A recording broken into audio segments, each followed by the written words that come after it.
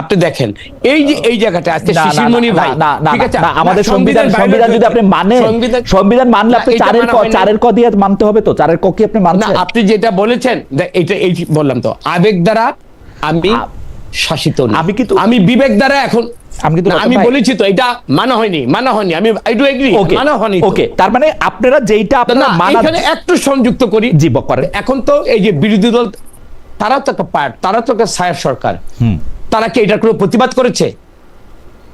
যদি এইটা, আমি তো বলেছি সংবিধান মানা হয়নি, কিন্তু আমি যা মানলাম না সরকারি দল ট্রেজারি বেঞ্চ হিসাবে, ওনার বিরোধী দল হিসাবে ওনাদেরকে দায়িত্ব ছিল না? ওনারা কি এই পয়েন্টে বিরোধিতা করেছে? আমি মানে উনারা বিরোধিতা করছে কিনা এটা অনেকটা শাক দিয়ে মাছ ঢাকা হইতেছে রতন ভাই। আমি আপনার পজিশনটা জানতে চাইছিলাম। এই ক্ষেত্রে সংবিধানকে মানা হয় নাই। হ্যাঁ, সংবিধানকে মানা হয় নাই, তো সংবিধানকে আপনারা এক জায়গায় মানবেন আরেক জায়গায় মানবেন না, এটা কেন? মানে এটার কারণটা কি? মানে এটার ব্যাপারে কি আপনাদের ডিসিশন নিছে কোনটা কোনটা মানবেন কোনটা কোনটা মানবেন না? অ্যাডভোকেট শিশির মনির, আপনি আপনার এই ব্যস্ততার মধ্যেও আমাদের সময় দিয়েছেন, সেজন্য আমাদের শুভেচ্ছা, কৃতজ্ঞতা এবং ধন্যবাদ জানবেন। অ্যাডভোকেট মনির, আপনাকে আমাদের অনুষ্ঠানে স্বাগত জানাই। 12 ফেব্রুয়ারি দুটি নির্বাচন হয়েছে, একটি সংসদ সদস্য পদের নির্বাচন যেটি সরকার গঠনের নির্বাচন, একটি গণভোট হয়েছে একই দিনে। তারপরে আপনারা সরকার গঠন করেছেন 17 তারিখে। জুলাই সনদে যা আছে বা সংস্কারে যা আছে সেইগুলি সংস্কার না করে প্রায়োরিটিতে সেগুলি প্রথমে না এনে অন্য কিছু বলা, এটা কি বিএনপির দলীয় সিদ্ধান্ত? আপনি আমাকে বলেন তো, এই জুলাই সনদ বাস্তবায়নে জামায়াতে ইসলামী বা এনসিপির সঙ্গে বিএনপির যতখানি দূরত্ব হচ্ছে, সেই দূরত্বটা কি নিয়ে আসলে? মানে আমাদের এত সমস্যা, আমাদের এই সমস্যার মধ্যে থেকে এইটা নিয়ে আমাদের কথা বলতে হচ্ছে কেন, যেটা একটা ডান ডিল, একটা সেটেলড ম্যাটার, এটা নিয়ে মানে দূরত্বটা কার জন্য হচ্ছে? মানে আমি তো দেখতেছি যে জামায়াত আর এনসিপি দাবি জানাইতেছে যে এইটা আমরা এগ্রি করে আসছি, আপনারা এইটাই করেন। এখন আপনারা তাহলে আপনি একটু বলেন তো যে আপনারা কোনটা এগ্রি করছিলেন, কোনটা করতেছেন? তাহলে যে হা না ভোটের থেকে নাকি আমরা সরে আসছি, 70% যে ভোট দিয়েছে হায়ের পক্ষে, এটা নাকি জুলাই সনদের মধ্যে ছিল বিএনপি থেকে সরে আসছে। আপনি দেখেন হা ভোট যেটা হয়, শিশির মণি ভাই ভালো বলতে পারে, যে 4টা পয়েন্টের উপর হা ভোটের জন্য আমাদের তৎকালীন আমাদের যে এই যে অন্তর্বর্তীকালীন প্রধান ইউনূস সাহেব যে বার্তাটা দিয়েছিল, যে ভাষণটা দিয়েছিল, ওই 4টার উপরে তো হা ভোটটা 70% ভোটটা হয়েছে। ওই 4টা পয়েন্ট থেকে বিএনপি কি একটা পয়েন্ট থেকে সরে এসেছে? বা বিএনপি কি কোথাও বলেছে যে আমরা এটা মানবো না? সালাউদ্দিন সাহেব আজকে স্পষ্ট করে বলেছে, জুলাই সনদে যা আমরা সাইন করেছি এবং সাইনটা আমরা প্রথমেই করেছিলাম, এই সাইনের বাইরে আমরা এক চুল আমরা অন্যদিকে যাব না। তাহলে ওনারা ব্যাখ্যাটা দেখ, বিএনপি কে এখন সন্দেহ করা হচ্ছে, বিএনপি এখন 217 সিটের বিএনপি হয়ে গেছে, বিএনপি আগামীতে দানব হয়ে যাবে, যেই দানবের একটা কাল্পনিক একটা অলিক একটা ধারণা নিয়ে বিএনপির উপর একটা দায় চাপাতে চাচ্ছে। শিশির মনির, আপনি আমাদের একটু বলেন তো, আমার মূল প্রশ্নটা একটু মুলতবি থাক, আপনি বরং রতন ভাইয়ের প্রশ্নটার একটু জবাব দেন, যে আপনার সন্দেহটা কোথায় হচ্ছে যে এইটা আসলে বিএনপি মানবে না বা করবে না। জনাব শিশির মনির, আপনি তো একটু আগে বলেছেন জি যে সেটেলড ম্যাটারকে আনসেটেলড করছে, এই জন্যই আমরা সন্দেহ করছি। সেটেলড কি ছিল তাহলে? প্রশ্ন, হোয়াট ওয়াজ সেটেলড? সেটেলড ছিল একটা গণভোট হবে, গণভোট অধ্যাদেশ হবে। গণভোট অধ্যাদেশটা হয়েছে হলো জুলাই সনদ বাস্তবায়ন আদেশের 6 নং ধারা অনুযায়ী, এবং সেই ধারার গণভোটে যদি হা হয় তাহলে কি হবে, না হয় তাহলে কি হবে? হা হলে কি হবে এ ব্যাপারে বলা ছিল জুলাই সনদ বাস্তবায়ন আদেশের 7 নম্বর ধারায়। সেখানে বলা ছিল গণভোটে উপস্থাপিত প্রশ্নের উত্তর প্রদত্ত সংখ্যাগরিষ্ঠ ভোট হা সূচক হলে একটি সংবিধান সংস্কার পরিষদ গঠিত হবে এবং পার্লামেন্ট গঠিত হবে। সংবিধান সংস্কার পরিষদের কাজ কি হবে? 180 দিনের মধ্যে তারা সংবিধান সংস্কার করে শেষ করবেন। সংবিধান সংস্কার পরিষদের সদস্যরা, পার্লামেন্ট সদস্যরা যেভাবে শপথ নেন তারা এইভাবে শপথ নেবেন, যেভাবে সভা আহ্বান করেন এভাবে সভা আহ্বান করবেন। সংবিধান সংস্কার পরিষদের একজন সভাপতি হবে, একজন সহসভাপতি হবে। এই যে দেখেন, তারা পাশ করার পরে সংবিধান সংস্কার সভার আর শপথ নিলেন না, তার মানে সেটেল ম্যাটারকে আনসেটেল করলেন। গণভোটকে অধ্যাদেশ এখন সংবিধান সম্মত কি সংবিধান সম্মত না এই বিতর্ক করছেন, তার মানে আরেকটা সেটেল ম্যাটারকে আনসেটেল করলেন। যারা একটা সেটেল ম্যাটারকে আনসেটেল করতে পারেন, এইভাবে গণভোট হয়ে যাওয়ার পরেও গণভোটকে নিয়ে প্রশ্ন উত্থাপন করতে পারেন, তাদের ইন্টেনশন নিয়ে প্রশ্ন তোলাটা কি অস্বাভাবিক? অবশ্যই না। তাহলে তারা সেটেল ম্যাটারকে আনসেটেল করছেন কেন? কি কারণে করছেন? এই স্কিমের বাইরে তারা যাচ্ছেন কেন? মেজরিটি পেয়েছেন তাই। যেই মেজরিটি পেয়েছেন সেই আগের দিনে যে সমস্ত কথা বলে তারা স্বাক্ষর করেছেন, এই কথা তাদের মাথায় বেমালুম ভুলে গেছেন। এই প্রশ্ন আমরা উত্থাপন করলে যদি আমাদেরকে বলা হয় যে আমরা এটা আমরা সেটা, তাহলে তো ভুল হবে। আচ্ছা, বিশেষ মানে আমি ২-৩টা জিনিস আপনার কাছে একটু জানতে চাই। প্রথম কথা হচ্ছে যে এই সংবিধান ছুঁড়ে ফেলার কথা হচ্ছে, বলা হচ্ছে যেটা ৭২-এর সংবিধান, কিন্তু এটা কি আসলে ৭২-এর সংবিধান? এই ৭২-এর সংবিধান থেকে তো ৭২-এর সংবিধান তো আসলে আওয়ামী লীগও মানে নাই, আওয়ামী লীগও পরে দিয়ে আর ফেরতও যাইতে পারে না। এই সংবিধানের মধ্যে আল্লাহর উপর বিশ্বাসের কথা আছে, এই সংবিধানের মধ্যে রাষ্ট্রধর্ম ইসলামের কথা আছে। এই সংবিধানের সাথে ৭২-এর সংবিধানের আসলে মিলও অনেক কম। আমাদের প্রশ্ন হচ্ছে এই সংবিধান আপনারা ছুঁড়ে ফেলার জন্য এত ব্যস্ত কেন? ২ হচ্ছে আপনি যে মেজরিটির কথা বলছেন, আপনি সংবিধান সংস্কার পরিষদই করেন আর যাই করেন, এই মেজরিটি তো বিএনপি থাকবে। ও তো যদি এটা না করতে চায় তখনও তো এটা বাতিল করতে পারবে। আপনারা কেন যে কাজ ওনারা করেন নাই এই সন্দেহ ওনাদের উপর চাপাচ্ছেন? সন্দেহ করি। ওনারা কি সংবিধান সংস্কার পরিষদের শপথ নিয়েছেন? ওনারা তো বলছেন যে ৪টা বিষয়ে আপনারা গণভোট দিয়েছেন, এই ৪টা বিষয় ওনারা পালন করবেন। সংবিধান সংস্কারটা উনি নিতে পারেন নাই কারণ আপনারাই মানে লার্নেড অ্যাডভোকেটরাই কেউ কেউ বলেছেন যে এটা আসলে নেওয়া যায় না, সংবিধানের রক্ষার শপথ নিয়ে সংস্কারের শপথ নেওয়া যায় না। আপনি একটু আপনার মন্তব্য করেন। আমার এটা কেমন কথা? তাহলে তারা আদেশটা মানছেন না। একজন অ্যাডভোকেট বা গ্রুপ অফ অ্যাডভোকেটের মতামতের ভিত্তিতে কোন আইনকে অমান্য করা যায়? কোন আইন যখন ইমপ্লিমেন্ট করার প্রক্রিয়ার মধ্যে যে স্কিম দেওয়া হয়েছে, ওই স্কিমটা কোনো ব্যক্তি বিশেষ কিংবা কোনো গ্রুপ বিশেষের কথার ভিত্তিতে আমি আপনিকে অমান্য করতে পারি? আপনি আইন সম্পর্কে ভালো ধারণা আছে, আমিও বলছি আপনাকে, একটা আইন যদি অসাংবিধানিক ঘোষণা করতে হয়, it must be declared by the high court division. যতক্ষণ উচ্চ আদালত একটা আইনকে অসাংবিধানিক ঘোষণা না করেছে, ততক্ষণ আমি আপনি আমরা সকলে মিলে কি এটা অসাংবিধানিক ঘোষণা করতে পারি? আচ্ছা, ছোট্ট একটু টেকনিক্যাল প্রশ্ন আমার জানার জন্য আমি একটু করে রাখি। যেহেতু গণভোট এবং এইটা একটা আদেশের মাধ্যমে, রাষ্ট্রপতির আদেশের মাধ্যমে এটা করা হয়েছিল, এখন এইটা যেহেতু পার্লামেন্ট এনাক্ট করে নাই, এটা আপনি বাতিল হয়ে যাবে না? নন ফাংশনিং হয়ে যাবে না? দ্বিতীয়টা, হ্যাঁ, একটা তো হলো জুলাই জাতীয় সনদ সংবিধান সংস্কার বাস্তবায়ন আদেশ। এটি অর্ডিন্যান্স না, এটিকে আদালতে পার্লামেন্টে উপস্থাপন করার কোনো রিকোয়ারমেন্ট নাই। কিন্তু যেটি গণভোট অধ্যাদেশ, এটি পার্লামেন্টে উপস্থাপন করে 30 দিনের ভিতরে অনুমোদন করার রিকোয়ারমেন্ট আছে এস পার আর্টিকেল 93। যদি তাই হয়, তারা তো এখন বলছেন যে গণভোট অধ্যাদেশ তারা অ্যাপ্রুভ করবেন না, অটোমেটিক্যালি বাতিল হয়ে যাবে। যেহেতু তাদের মেজরিটি আছে, তারা প্রস্তাব করেছেন বিশেষ কমিটিতে গণভোট অধ্যাদেশ অটোমেটিক্যালি ল্যাপস হয়ে যাওয়ার জন্য। আচ্ছা বলেন, গণভোট হয়ে গেল, 70% মানুষ ভোট দিয়ে দিল, ভোট দিলে কি হবে তা সেকশন 7-এ উল্লেখ করা হবে। সেকশন 7-এর এই কনসিকুয়েন্স কিছুই আপনি মানছেন না, না মেনে নিজে নিজে ডিক্লেয়ার করে দিচ্ছেন যে এটা হলো অসাংবিধানিক।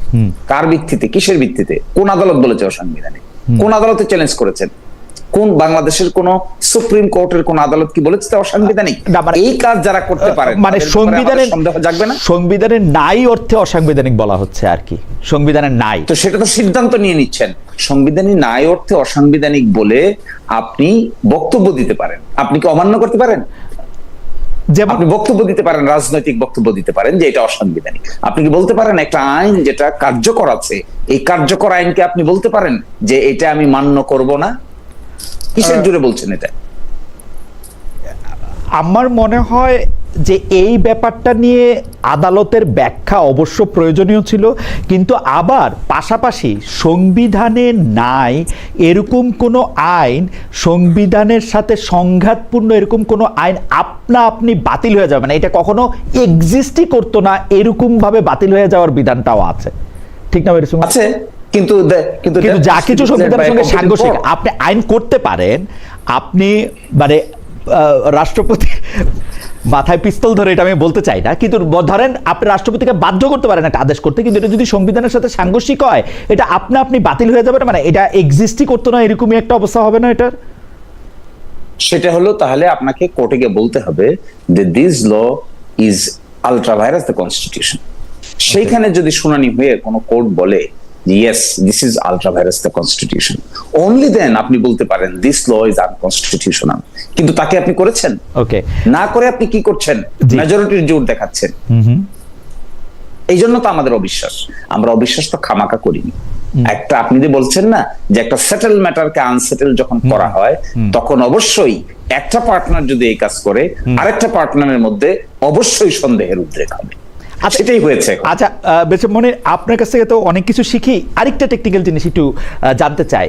সংবিধানের তো পরিবর্তন হয়েছে রাষ্ট্রপতির কিছু জারি করা অধ্যাদেশ এবং আদেশ দিয়ে, এই পরিবর্তনটাকে ইনকর্পোরেট করে কি কোনো সংবিধান ছাপা হয়েছে ইন্টারিমের আমলে প্রকাশ? এটা কেন করা হয় না? এটা কেন মানে না ছাপা? এটা এখানে কোনো পরিবর্তন আনা হয় না। এখানে বলা হয়েছে ওকে, আমরা কতগুলো বিষয়ে আমরা একমত হয়েছি, একমত হয়ে আমরা বলেছি এই এই বিষয়গুলো আমরা পরিবর্তন করব। পরিবর্তনটা কিভাবে করব এটা একটা আদেশের মাধ্যমে বলা হয়েছে এবং সেটা আমরা সংবিধান সংস্কার পরিষদে করব। সেই পরিষদকে বিএনপি এখন শপথ নিচ্ছে না, শপথ না নিয়ে বলছে, ব্যাখ্যা দিচ্ছেন সালাউদ্দিন সাহেব, ব্যাখ্যা দিচ্ছেন আমাদের বর্তমান ল মিনিস্টার, ব্যাখ্যা দিয়ে কি বলছেন? অথচ এই আইনগুলো প্রক্রিয়ার সঙ্গে ওনারা দুজনেই জড়িত ছিলেন। এখন কি আমরা ওনাদেরকে সন্দেহের চোখে দেখবো না? নিশ্চয়ই দেখবো। ওকে, আসলে তো কথা হইতেছে প্রক্রিয়া নিয়ে, আমরা একটু প্রক্রিয়ার মধ্যে আসি। সংবিধানে পরিবর্তনটা সংবিধানে মানে সংবিধান কোনো পরিবর্তন করা হয় নাই, সংবিধানটা অ্যাজ ইট ইজ আছে।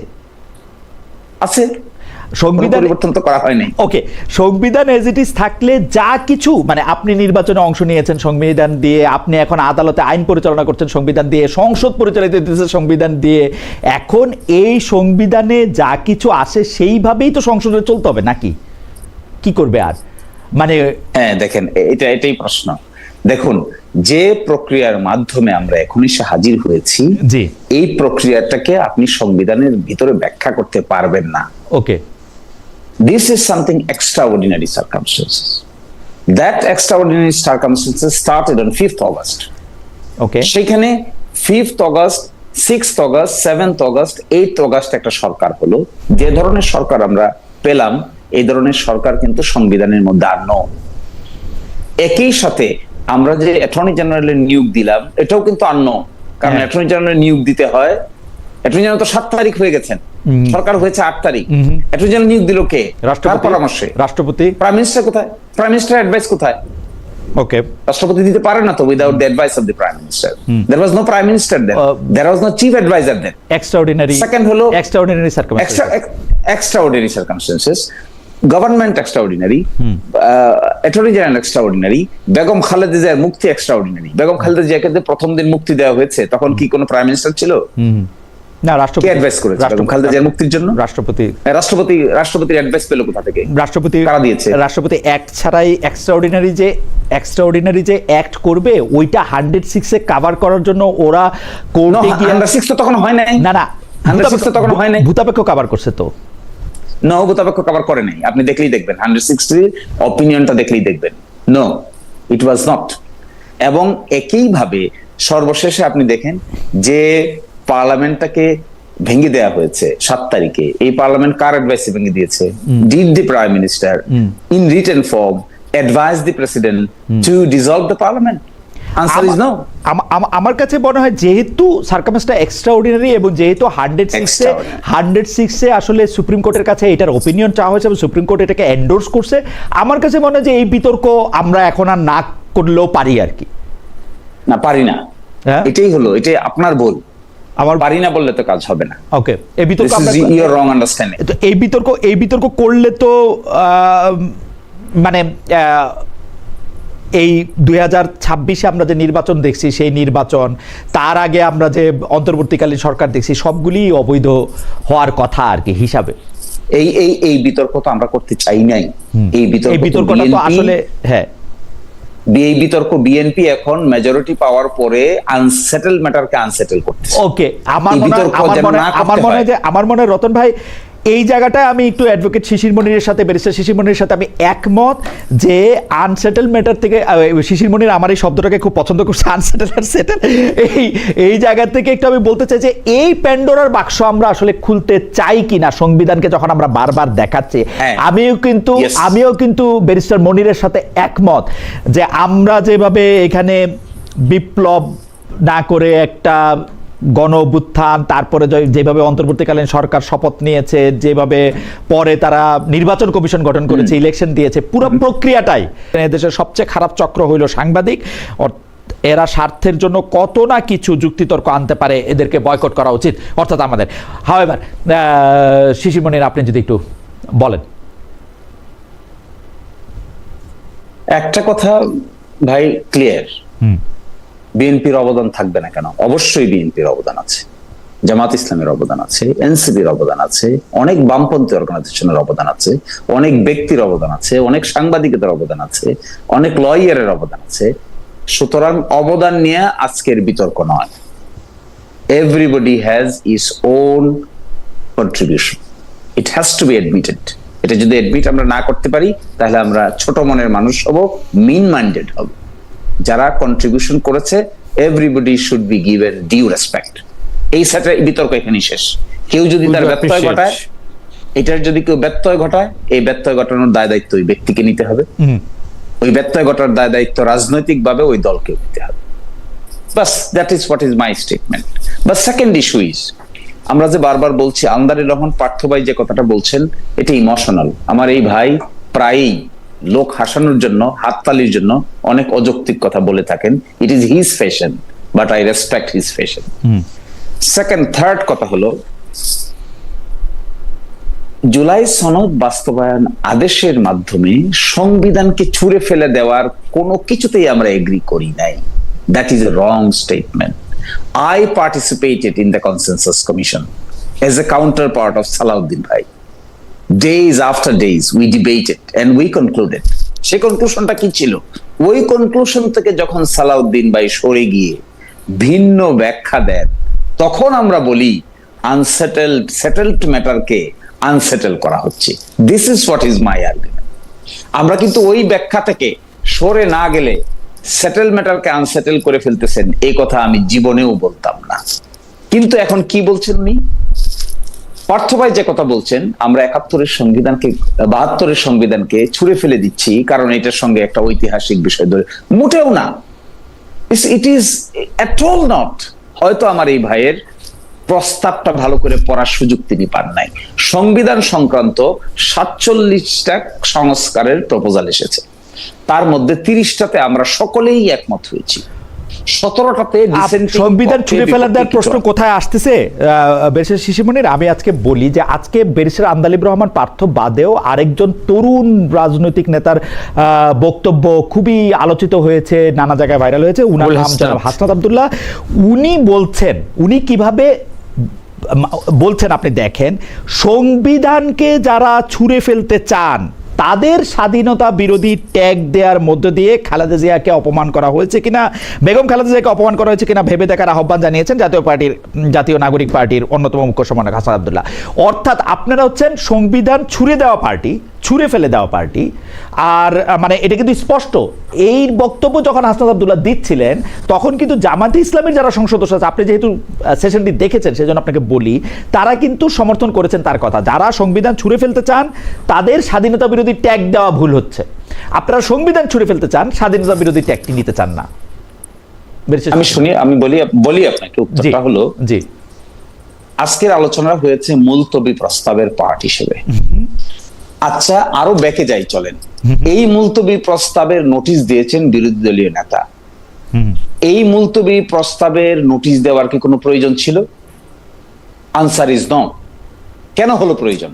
প্রয়োজন হলো যখনই বিএনপি জুলাই জাতীয় সনদ বাস্তবায়ন আদেশ এর যে প্রক্রিয়া থেকে সরে গিয়ে নিজের মতো করে সংবিধানকে ব্যাখ্যা করা শুরু করলো, তখন প্রশ্ন আসলো আজকে সংসদে এটা আলোচনার বিষয়।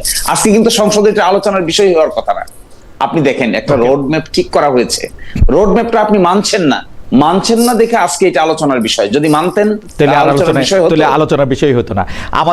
আলোচনার বিষয় হতো। আমাদের আরেকটা বিষয় এবং আচ্ছা, এখানে সালাউদ্দিন সাহেব আজকে যে কথাটা বলছেন খুবই অবজেকশনেবল।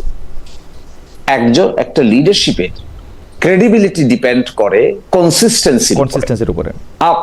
আপনি মহিউদ্দিন ভাই আমার সঙ্গে যদি এক কথা বলেন, আরেকজনের সঙ্গে আরেক কথা বলেন, নিশ্চয়ই আপনি ক্রেডিবল হবেন না। আপনার ক্রেডিবিলিটি যদি ধ্বংস হয় তাহলে ঠিকানা টক শো লাইট হয়ে যাবে।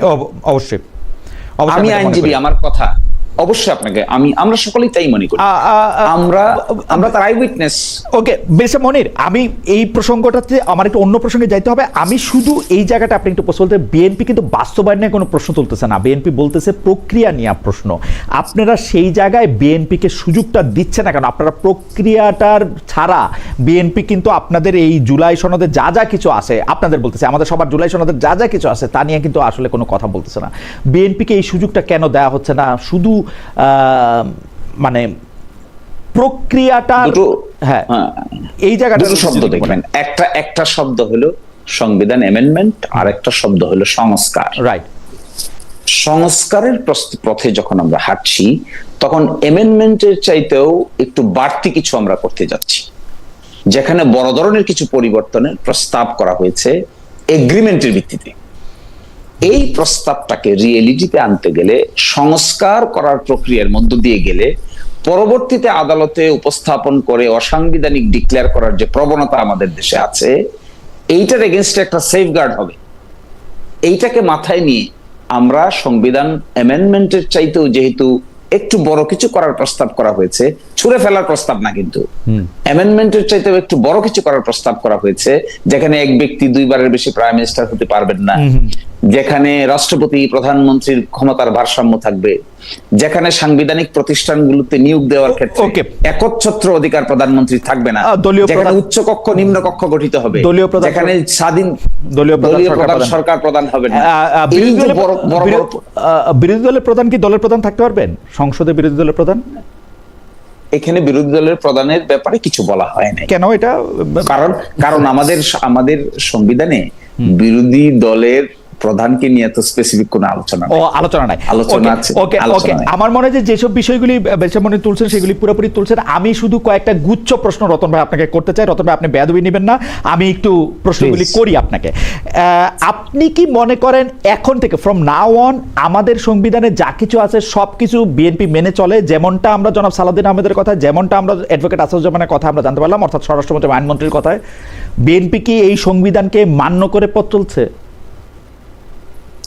আজকে দেখেন কিছু কিছু ছোট ছোট ঘটনাগুলো কিন্তু মানুষের সন্দেহ অবিশ্বাস তৈরি করে।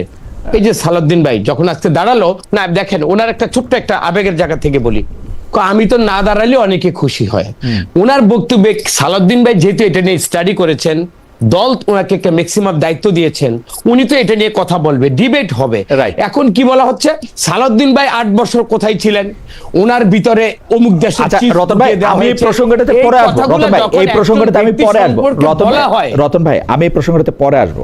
আমার প্রশ্ন, বিএনপি এখন থেকে বা যখন থেকে সংবিধানের অধীনে নির্বাচিত হয়েছে, স্পিকার হয়েছে, সেগুলি প্রত্যেকটা জায়গায় সংবিধান পালন করা উচিত কিনা, মান্য করা উচিত বলে মনে করে কিনা? অবশ্যই উচিত এবং মেনে চলছে। আপনারা কি সংবিধানে, আমার সামনে সংবিধানটা খোলা আছে, আপনারা কি সংবিধানের 4 ক অনুযায়ী জাতির পিতা বঙ্গবন্ধু শেখ মুজিবুর রহমানের প্রতিকৃতি, রাষ্ট্রপতি, প্রধানমন্ত্রী, স্পিকার ও প্রধান বিচারপতির কার্যালয় এবং সকল সরকারি ও আধা সরকারি অফিসে, স্বায়ত্তশাসিত প্রতিষ্ঠানের সংবিধিবদ্ধ সরকারি অফিসে দেখাচ্ছেন? সেখানে যেটা হয়েছে সর্বশক্তিমান আল্লাহর উপর আস্থা এবং বিশ্বাস, এটাই তো সংকুচিত হয়েছে না। না এটা আমি বলি, এটা কি ইমোশনের ব্যাপার, কিছু কিছু ব্যাপার হয়েছে, এটা তাৎক্ষণিক, এটা এত বিশদ আলোচনার মধ্যে যায়নি। এবং ওই আলোচনাটা কোন পর্যায়ে কেন হয়েছে সেটা আমার নলেজ থেকে, আমার জায়গা থেকে আমি জানি না। ঠিক আছে, আমার কাছে মনে হয় যে আমরা পরবর্তী প্রসঙ্গের মধ্যে যাই, তার আগে আমরা দর্শকদের কাছে জানতে চাই, আমাকে একটু 10টা সেকেন্ড দিয়ে নাও। জি জি বেশ শেষ মনে বলেন। আমি বলছি, আমার ভাই বলছেন যে এটা ইমোশনালি হয়েছে।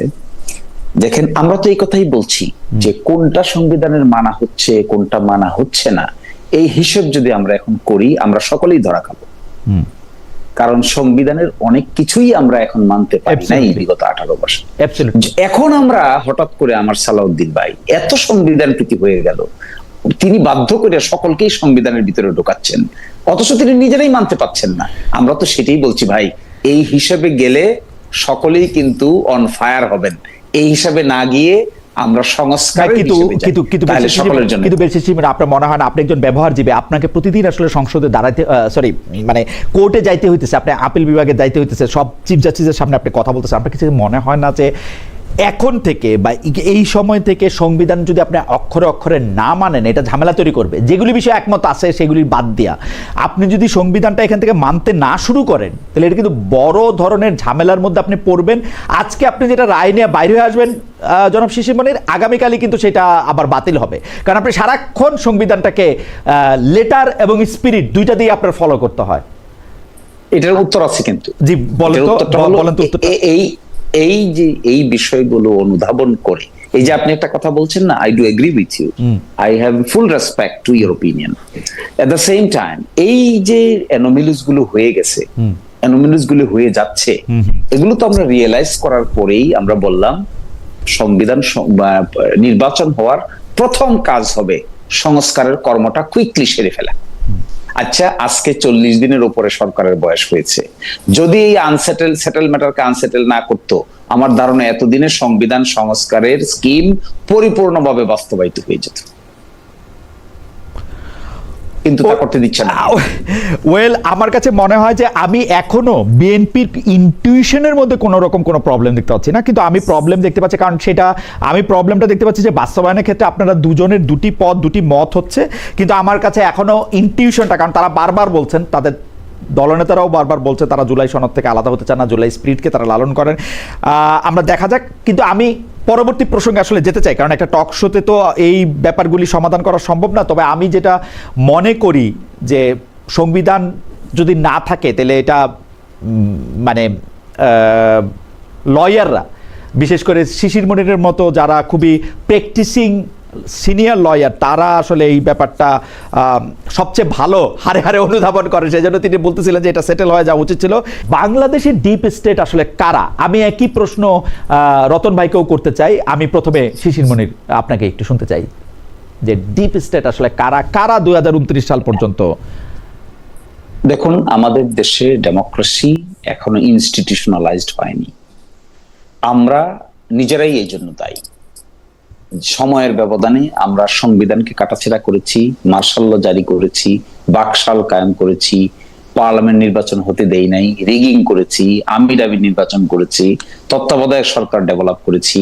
এগুলো করে আমাদের দেশে আমরা রাজনৈতিক পট পরিবর্তনের সিস্টেমটাকে স্মুথ করতে পারিনি, ইলেকশন মেকানিজমকে স্মুথ করতে পারি নাই। ফলে বারবার আমরা দেখি বাংলাদেশের শাসন ব্যবস্থায় কয়দিন পরে পরে অ্যাক্সিডেন্ট হয়। কখনো কেউ বন্দুক নিয়ে আসে, কখনো কেউ তত্ত্বাবধায়ক সরকার নিয়ে আসে, কখনো কেউ ইন্টারিম গভর্নমেন্ট নিয়ে আসে, কখনো কেউ 111 নিয়ে আসে। এগুলো কেন হয়? এগুলো হলো রাজনৈতিক নেতৃবৃন্দের সমস্যার সমাধানের পারস্পরিক বোঝাপড়ার অভাবের কারণে। যে সমস্ত পলিটিক্যাল ক্রাইসিস আমাদের দেশে হয়েছে তার মেজর দোষারোপ করতে চাই আমি রাজনৈতিক নেতৃবৃন্দকে। যদি আমরা এখানে ডেমোক্রেসিকে ইনস্টিটিউশনালাইজড করতে পারতাম তাহলে ডিপ স্টেটের প্রশ্ন আসতো না। ডিপ স্টেট সবসময় আনসার্টেন পজিশন খুঁজে, সেটেল পজিশনের ভিতরে ডিপ স্টেট হয় না। ডিপ স্টেট খুঁজে যেমন ক্ষমতার পট পরিবর্তন এভাবে যখন হয় তখন তো একজন চাইবে কাকে ইনফ্লুয়েন্স করবে কাকে ইনফ্লুয়েন্স করবে না। যার কাছে টাকা আছে সে টাকার লোভ দেখাবে, যার কাছে শক্তি আছে সে শক্তির লোভ দেখাবে, যার কাছে অস্ত্র আছে সে অস্ত্রের লোভ দেখাবে, এগুলোই যার কাছে ডিপ্লোমেসি আছে সে ডিপ্লোমেসির লোভ দেখাবে। এগুলোই করতে চেয়েছে আমাদের সমাজে বিভিন্ন সময়। আমরা দেখেছি, আমি একটা ঘটনার একেবারে কাছে কাছে সাক্ষী। যখন 111 হয়েছিল তখন বিউটিনিস নামে একজন রাষ্ট্রদূত ছিলেন, আপনি জানেন সেটা। KM হাসান সাহেব তত্ত্বাবধায়ক সরকারের প্রধান হওয়ার কথা ছিল। একদিন সকালবেলা বিউটিনিস KM হাসান সাহেবের বাসায় যান, সেখানে গিয়ে তাকে বলে আসেন স্পষ্ট নির্দেশনার আলোকে আপনি কেয়ারটেকার গভর্নমেন্টের প্রধান হবেন না। এবং এই কথা আমার লার্নির সিনিয়র বাংলাদেশের অনেক প্রথিতযশা ব্যারিস্টারদের একজন, তাকে তিনি সরাসরি বলেছেন যে আমাকে আমি এখানে একটু দুই পয়সা দেই ব্যারিস্টার শিশিরমণির। আসলে জাস্টিস কে এম হাসানের সঙ্গে আমার অনেক দিনের পরিচয়, তিনি আমাকে অনেক স্নেহ করেন, মানে অনেক ক্ষেত্রে বাড়াবাড়ি রকমের স্নেহ করেন।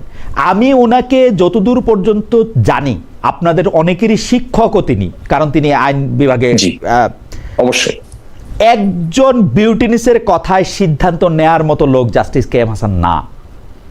না, আমি বলছি আপনাকে, আমি একটা উদাহরণ এবং নির্দেশের মতো করে জাস্টিস হাসানের ব্যক্তিত্বটাই এমন না যে বিউটিনিস গিয়ে তাকে নির্দেশনা দিতে পারবেন। না, আমি আপনাকে বলছি, আমি আপনাকে শেষ করি। আমি বলছি এই বিউটিনিসরা সুযোগ কেন পান?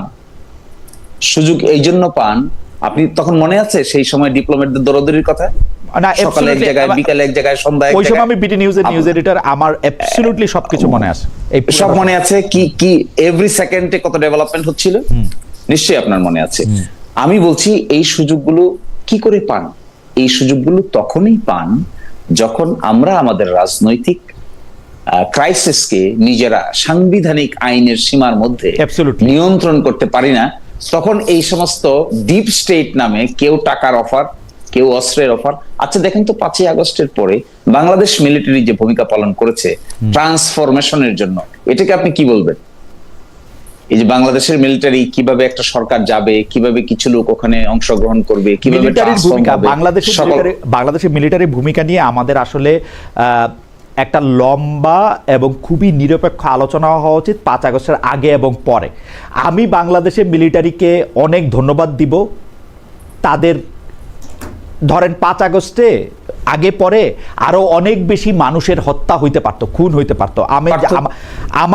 আমার ধারণা, আমার সাথে তাদের কোনো আলাদা করে কোনো কথা না, আমার ধারণা বাংলাদেশের মিলিটারির কারণে এই হত্যাযজ্ঞ থামানো গেছে।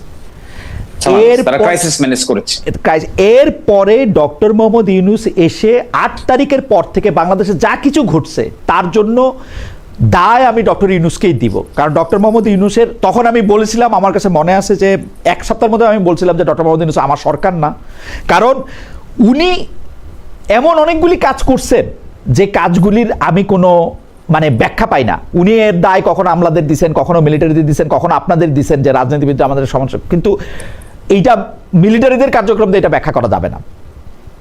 মানে এইটা সিম্পলি মহিউদ্দিন ভাই, যদি আমরা আমাদের সমস্যার সঠিক সমাধান করতে পারি তাহলে কি আর তৃতীয় পক্ষের কোনো দরকার আছে? লাগবে না। কারণ আচ্ছা, আপনি একদম ঠিক কথা বলছেন, আপনাকে একদম ঠিক কথা বলছেন। কারণ ওই 111 হওয়ার আগে এইটাকে অনেকগুলি পত্রপত্রিকা বলছে যে ডায়লগ বিটুইন 2 আব্দুলস, যেটা হচ্ছে আব্দুল মান্নান সাহেব এবং আব্দুল জলিল সাহেব, বিএনপি এবং আওয়ামী লীগের 2 সাধারণ সম্পাদক, অনেক লম্বা সময় ধরে তারা আলোচনা করছেন। আপনার মনে থাকবে, রতন ভাই তো নিশ্চয়ই মনে আছেই, কারণ রতন ভাই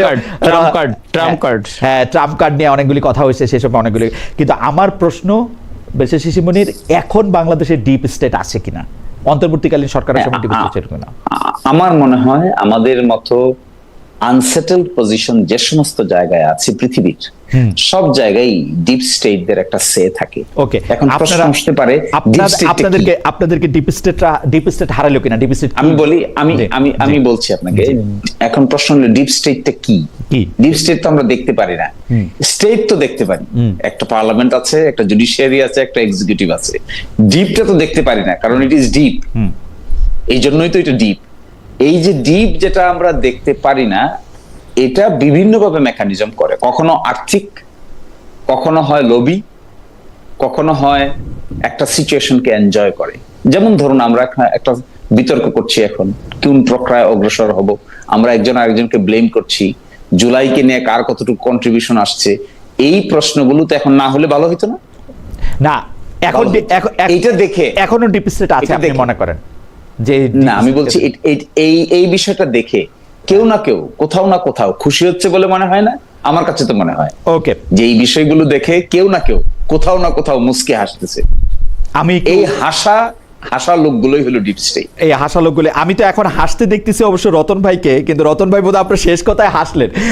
যাই হোক, রতন ভাই আপনি যদি একটু বলেন। খালেদ ভাই আমি একটু বলি নি, একটা ইমোশনের জায়গা। মৃত একটা মরহুমা, আমাদের আদর্শিক, সবাই ওনাকে শ্রদ্ধা করে। ওনার প্রসঙ্গে এখানে যেহেতু কথাটা আসছে, মৃত ব্যক্তি নিয়ে আলোচনা করতেই চাচ্ছিলাম না, যে 72-এর সংবিধানটা ছুঁড়ে ফেলে দেব। ওনার একটা কথা নিয়ে আছে কথা হচ্ছে। দেখেন উনি এই বক্তব্যটা কবে দিয়েছিল, কোন প্রেক্ষাপটে দিয়েছিল, এটা আমি একটু কিছু উনি জি জি বলেন। একটু বলে আপনি এক্সাক্ট ডেটটা, জি, মানে জি। উনি অসুস্থ হওয়ার জেলখানে যাওয়ার আগে কতদিন আগে এই কথাটা উনি বলেছিলেন, কখন, যখন ওনার উপরে সংবিধানের যেখানে ভোট ছিল না, কোনো নিয়ম সংবিধান কোনো নাগরিকের ওদিকেই মানা হচ্ছিল না, যখন নিষ্পেষণের চরম যাতা করলে এই দেশটা শেষ হয়ে যাচ্ছিল, তখন উনি একটা বক্তব্যের প্রসঙ্গে এই কথাটা বলেছিলেন। কিন্তু দেখেন এই মানুষটাই কিন্তু, এই মহামানবী মানুষটাকে আমি বলি, উনি যখন সুস্থ হয়ে এই রেজিমটার পরিবর্তন দেখলেন, এক জবান দিয়ে ওনার দিয়ে কোনোদিন প্রতিহিংসা পরায়ণ হয়ে মানুষ যেটা জিদের বসে বলে, এই আওয়ামী লীগের নাম উচ্চারণ করেনি, ফেসিস্ট হাসিনার নামটা উচ্চারণ করেনি। অথচ আমার নেত্রী কোন প্রেক্ষাপটে কোন মানসিক যন্ত্রণা থেকে ওই কথাটা বলেছিলেন, ওইটাকে নিয়ে যদি আছে সংসদে মৃত ব্যক্তির একটা উত্তীর্ণ আলোচনা হয়, সেখানে আমার একটা ব্যক্তিত্ব একটা প্রশ্ন থাকে। এখন আমি যেই কারণে হাসছিলাম, ডিপ স্টেট নিয়ে যেই সংজ্ঞাটা শিশির মণি ভাই, এখনো এটা শেষ হয়ে গেছে কিনা, এটার অস্তিত্ব এখনো আছে কিনা, আমি শিশির মনির ভাইয়ের একটা হাসির মধ্যে আমি একটা আমার হাসার একটা জায়গা খুঁজে পেয়েছি। কেমন? জি বল। এই যে যিনি বলেছেন একটা সরকারের আসিফ, উনি নিজে থেকে উনি এটার ব্যাখ্যাটা দিয়েছে, অথচ এই এনসিপির ভাইদেরকে নিয়েই আজকে ওনারা একটা জোট করেছে। তার মানেটা কি? এর অস্তিত্ব, এর অনুসন্ধান, এটার মধ্যে মনে হয় শিশির মণি ভাইয়ের ভবিষ্যতে পাঠ থাকতে পারে, বা এখনো সুপ্ত একটা মানে অভিলাষ ওনার ভিতর থাকতে পারে। ওনার হাসিটা দেখেই আমি মনে করি এখন বাংলাদেশে, আমি মনে করি কিন্তু রতন ভাই, আমি অন্ততপক্ষে আপনাকে হাসাতে পেরেছি তো। না রতন ভাই, হাসাতে পেরেছি। রতন ভাই, একটা হাসাতে পেরেছেন, হ্যাঁ না একটু বলি, হাসাতে পেরেছেন কারণ গণতন্ত্র হাসছে, মানুষের ভোটের অধিকার আমি আপনি সবাই ফিরে পেয়েছি। আজকে 70টা 77টা সিট নিয়ে এই আসনে বসেছেন, যেখানে নর্তকীদের একটা আড্ডাখানা হতো, এখানে আপনারা বসেছেন। আমি আপনাদের সবর এবং শুকরের জন্য আমি আপনার জন্য আমি হাসছি। বা ডিপ স্টেট যখনই হবে না, ডিপ স্টেট যখনই প্রশ্নটা আসবে, সেইখানে আমি জানি অনেক কিছু আমার কাছে ডকুমেন্টস নেই। এই বাংলাদেশে ইলেকশন হবে 12 তারিখে, এটা আগের দিনও কেউ কোনদিন বিশ্বাস করে নাই। এইটাই হলো ডিপ স্টেটের যারা কুশীলব। আমি জানি এটা কারা জড়িত, ওইটা পরাজিত হয়েছে, আমার গণতন্ত্র মানুষের ভোটের অধিকার জয়যুক্ত হয়েছে। আমার হাসানোর কারণ এটা খালিদ ভাই। এটা রতন ভাই, আমি আপনাকে তাহলে প্রশ্নটা সরাসরি করে, আপনার হাসির কারণটা জানা গেল যে, এবং আপনি বেগম খালেদা জিয়া যে নিয়ে যে উক্তি, সেই উক্তিটা আপনি কোন প্রসঙ্গে দেওয়া হয়েছিল সেটাও আপনি আসলে ব্যাখ্যা করেছেন। কিন্তু আমার কথা হচ্ছে যে ডিপ স্টেট এখনো আছে কিনা, আপনাদের জেতার পেছনে ডিপ স্টেট কাজ করেছে কিনা, এই প্রশ্নটার উত্তর আসলে আপনি কিভাবে দিতে চান? যে স্টেটকে দেখা যায় সেটা তো হচ্ছে স্টেট, যেটাকে দেখা যায় না সেটা ডিপ স্টেট। শিশিরমণির এরকমটা বলছিলেন, এবং এটাও বলছিলেন যে বাংলাদেশের মতো দেশে যখন অনেক কিছু আমরা সেটেল করতে পারি না, তখন এই সব ডিপ স্টেট দেখা দেয়। এই প্রেক্ষিতে আপনি আসলে কি বলবেন? একেবারে সরল ভাবে আমার উত্তরটা দিই। জি, আমরা ধরেন 51% আমরা ভোটটা পেয়েছি, যেই মানুষগুলো আমাদের ভোট দিয়েছে, ওই মানুষগুলো ডিপ স্টেটের ফরম্যাট, এইটার উদ্দেশ্য, এই আধিপত্যবাদের যে এখানে একটা ছবল থাবা থাকে। আমার 51% ভোট, তারা ইনোসেন্ট, তারা গণতন্ত্রকে ভালোবাসছে, শহীদ প্রেসিডেন্ট জিয়া রহমানকে ভালোবাসছে, এবং গত রেজিমের মধ্যে দিয়ে আমরা যারা নিষ্পেষিত হচ্ছিলাম, আমাদের জীবনটা যে বেঁচে যাচ্ছে, বেঁচে গেল, এই মানুষগুলোকে আমি ডিপ স্টেট আর বুঝাতে আমি যাব না। যারা বুঝার তারা বুঝুক। আমি মনে করি বাংলাদেশের মানুষ জয়যুক্ত হয়েছে, গণতন্ত্র জয়যুক্ত হয়েছে। আমার আবেগী, আমার মা আদর্শিক চেতনার যে খালেদা জিয়ার স্বপ্ন পূরণ হয়েছে, সেই জন্য আমি হাসি, এবং ইনশাল্লাহ আমরা হাসিটা যেন কন্টিনিউশন থাকে, এবং সেইখানে আমাদের ঐক্যমতের যে একটা আগামীতে যে পার্লামেন্টে এটা সেটেলড ইস্যুতে যাবে, সেখানে শিশির মনির ভাই অবশ্যই যেন পার্টিসিপেট করে, এবং দেশ এবং জনগণ যেন আমরা উন্নতি এবং একটা সুন্দর একটা ভবিষ্যতের দিকে আমরা এগিয়ে যাই। একটু বর্তমানের একটু প্রশ্ন করি যে 111 যারা ক্ষমতাধর সামরিক বেসামরিক, জি বেসামরিক, আসছি আপনার কাছে। আমি জি, আচ্ছা আপনি কি শেষ করবেন? আপনি কি এইটা নিয়ে আমি 10 সেকেন্ড চাচ্ছিলাম এই বিষয়টা নিয়ে। 30 সেকেন্ড নেন, কিন্তু 30 সেকেন্ড। যেমন ধরুন আজকের যে অনারেবল প্রাইম মিনিস্টার জনাব তারেক রহমান একটা ফেসবুকে স্ট্যাটাস দিয়ে বলেছিলেন যে বাংলাদেশে ফিরে আসার বিষয়টা শুধু আমার উপর নির্ভরশীল না। তখন আমাদের মধ্যে প্রশ্ন আসছিল না যে তাহলে কারা তারা, কাদের উপর নির্ভরশীল? এগুলোই কিন্তু ডিপ স্টেটের ফাংশন। তিনি এর ব্যাখ্যা দিয়েছেন যে তিনি সকল সিদ্ধান্ত নিয়ে থাকেন তার দলীয় ফোরামে, দলীয় যারা শীর্ষ নেতৃবৃন্দ এবং নীতি নির্ধারক আছেন তাদের সাথে আলোচনা করে নেন। সেটা আমার না বলে আমাদের বলছেন। এটা ব্যাখ্যা বলছি আমাদের না যখন একজন বলবেন তখন আমি আপনি ব্যাখ্যা করব না। আমার একার বিষয় না, উনি বলছেন আমার একার বিষয় না, উনি বলছেন এটা আমার একার বিষয় না, আমাদের সবার বিষয়। আমার একার বিষয় না যখন কেউ বলবে তখন এটাকে কি অন্যরা ব্যাখ্যা করবে না যে তাহলে আর কার বিষয়? দল একটা ব্যাখ্যা করবে, নিশ্চয়ই বলবে যে আরো অন্য কোনো ফ্যাক্টর আছে কিনা, অন্য কোনো ফ্যাক্টর আছে কিনা। এগুলো আলোচনা হয়েছে আমার মনে রতন ভাই এটা নিয়ে যদি এক লাইন বলতে চান তাহলে এক লাইন বলেন। এক লাইনে বলতে চাই, আসলে শিশির মনির ভাইরা কি খালি মাঠে গোল দিতে চেয়েছিল? যারা বলেছিল বাংলাদেশে তারেক রহমান দেশে আসবে না, মুসলিম তারেক রহমান দেশে আসতে তো শিশির মনির ভাইরা আটকায় রাখে নাই না, এটা তো ভাই বরং তারেক রহমান ভাইয়ের সঙ্গে গিয়ে শফিকুর রহমান ভাই লন্ডনে গিয়ে দেখা করে আসছেন। শফিক রহমান সাহেব গিয়েছেন, আমরা তো সবই ওয়েলকাম জানাই, এইটাই শিষ্টাচার, এইটাই গণতন্ত্রের সৌন্দর্য। কিন্তু আমি মনে করি খালি মাঠে গোল দেওয়ার প্রশ্ন থেকে আসে। কিন্তু না তাহলে বলি, তাহলে তারেক রহমান উনি বলেছিলেন ওনার দেশে না ফেরাটা ওনার উপর নির্ভর করছে না, এটা একটা ডিপ স্টেট বা পার্শ্ববর্তী কোনো দেশে এটা সংযুক্ত থাকতে পারে। আমি এইখানে বলছি তারেক রহমান এদেশের মানুষ, এদেশে তার জন্ম, জনগণের উপর তার আত্মবিশ্বাস ছিল। শহীদ প্রেসিডেন্ট জিয়া রহমান এবং বেগম খালেদা জিয়ার আমি একজন সাংবাদিক হিসেবে বলবো, আমাদের একজন দর্শক অবশ্য অলরেডি মন্তব্য করেছে যে নাসরিন চৌধুরী, ওনার নাম, আমি নামটা দেখে রাখছি। মন্তব্যটা হচ্ছে একজন সাংবাদিক বারবার কিভাবে তার নিজস্ব ব্যক্তিগত সম্পর্কের কথা বা তার মন্তব্যের কথা বারবার বলতে পারে। উনার কথা মনে রেখেও আমি বলতেছি, আমি মনে করি জনাব তারেক রহমান দেশে আসেন নাই শুধুমাত্র তার নিজের সিদ্ধান্তে, কোনো কারণ ছিল না তার দেশে না আসার।